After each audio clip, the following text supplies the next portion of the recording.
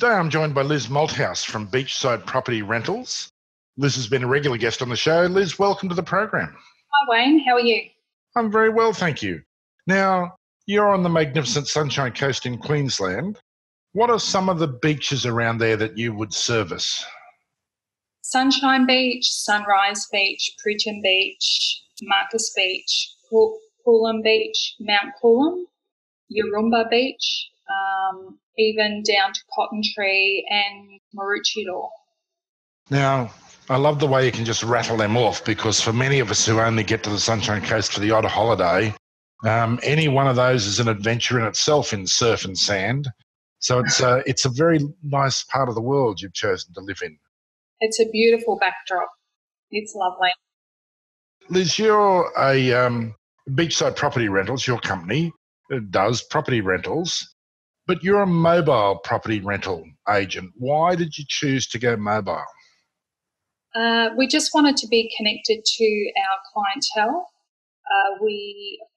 I felt as if the old shopfront is really for sales agents, because generally there's no photos of property management or any properties that are currently available for rent in the marketplace in the window.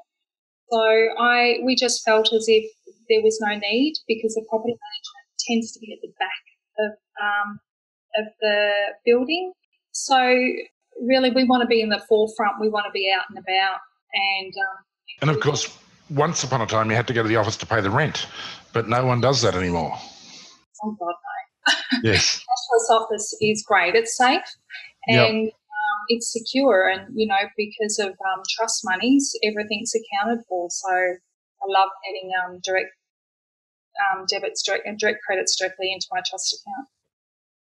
Now, Liz, I want to take you into what might be a controversial topic, but certainly when I talk to tenants and when I talk to landlords, there is always a dispute or a sense of anxiety about damage to the property and deterioration of the condition of the property. And that brings me, I guess, to entry condition reports. Now, I know as a property rental agent, these will be close to your heart. What's the importance of a entry condition report? Well, it really is there to protect the owner, protect the tenant, and protect the agency. Everyone is covered, but it's important that it's extremely detailed and it captures everything. Now, doing an extremely detailed report on a house or even an apartment with a couple of bedrooms is a major piece of work, to record every nail hole and every bit of damaged paintwork and every bit of frayed carpet.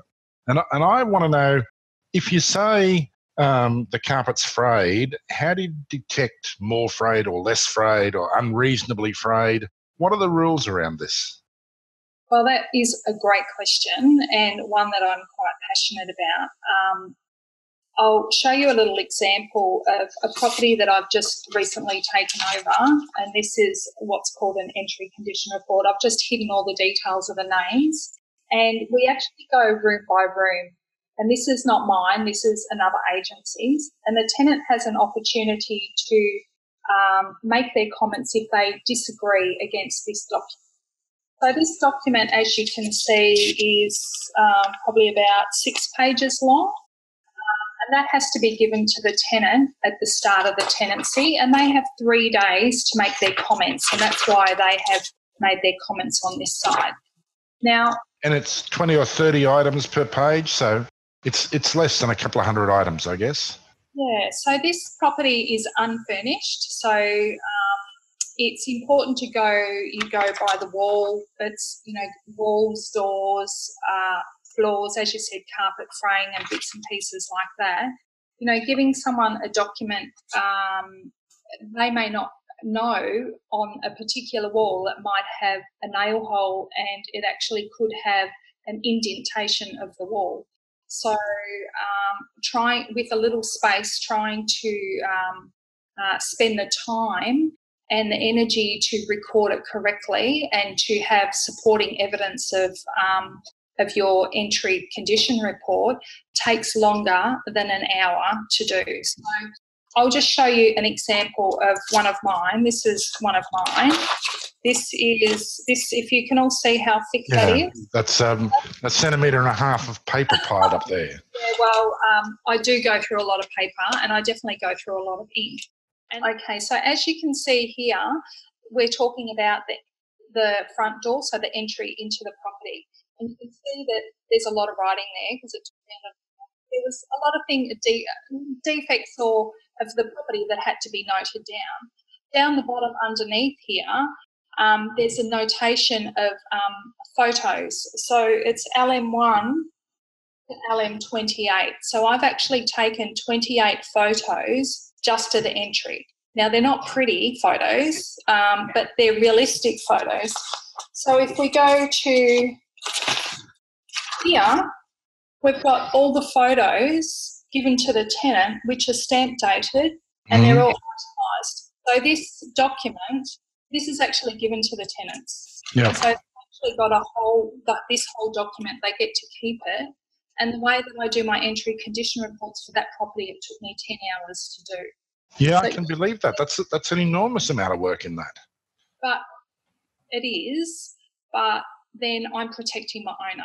That's my responsibility, to protect my owner, and also maybe to protect my tenants, because I don't have any bad owners, I must admit. I'm very blessed, but there are some people out there that I have met in the industry that try and blame the tenants for a lot of things as well.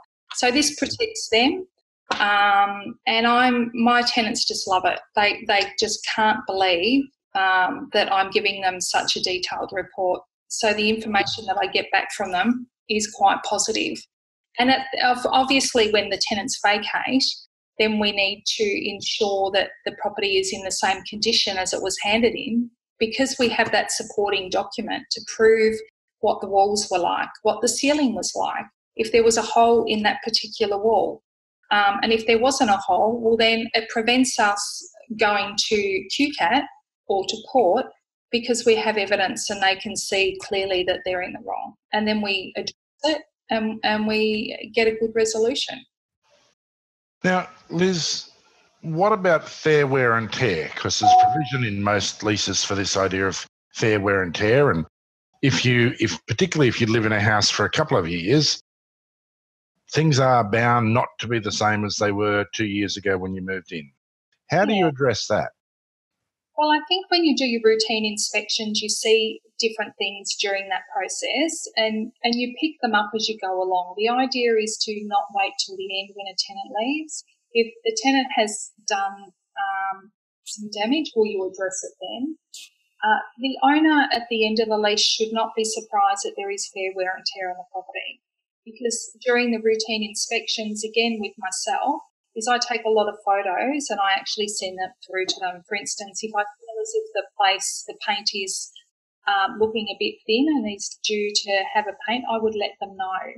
But I think it's about communicating with your owners, letting your owners know, and working with them to understand what is classified as fair wear and tear. A few marks on the walls.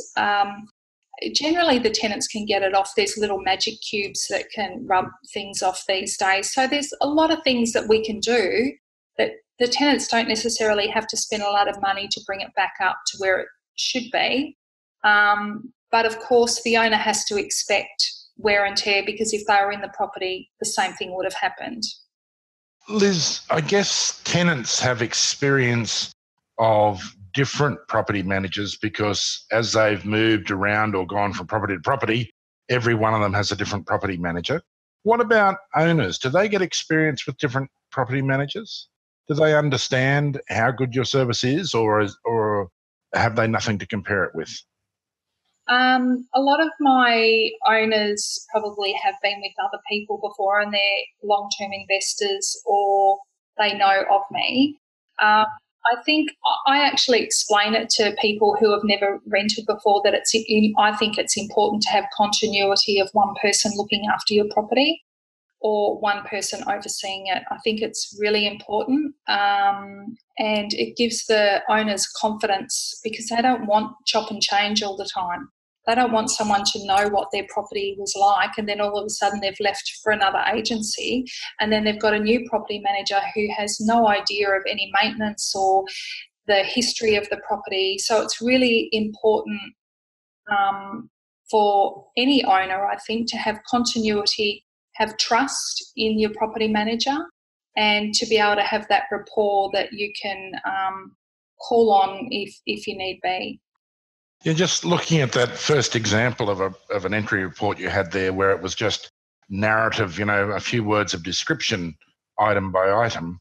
If you change property managers, property manager leaves an agency, as you say, it happens regularly, and a new property manager comes in, there's got to be a lot of room for interpretation in some of those descriptions. Absolutely. Like, for instance, with this one from the other agent, walls, ceiling and doors, they've got painted white walls and ceiling. Yes. What does that mean? Yeah. And where's the photo evidence to support that? Yes. And then the tenant has commented ceiling damaged above fridge area. This is in the kitchen. So, And what does damaged mean? Well, it had a huge hole in it. It had a little nick in it. It had a bit of paint missing. It's not a very useful process without the photos, is it? I don't think so, because a photo says 1,000 words, and it is easy.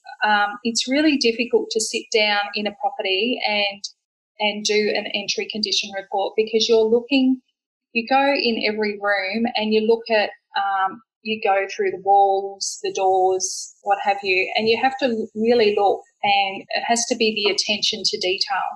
And don't forget, many of these investment properties are over 600, 700, even over $1 million. So it's quite a big investment for these owners to be allowing and giving other people the opportunity to rent their property. So it needs to, the owners, I feel, need to ensure that they're getting value for and protection of their property, and someone who nurtures it and respects it and is quite passionate about what they do and is protecting their best interest, or one of their biggest investments that they have. So I really believe that it's really important. Liz, if you're advising owners who are thinking about picking a property agent, would you advise them to ask to see an entry report that's been done by that agency? Yeah, I do.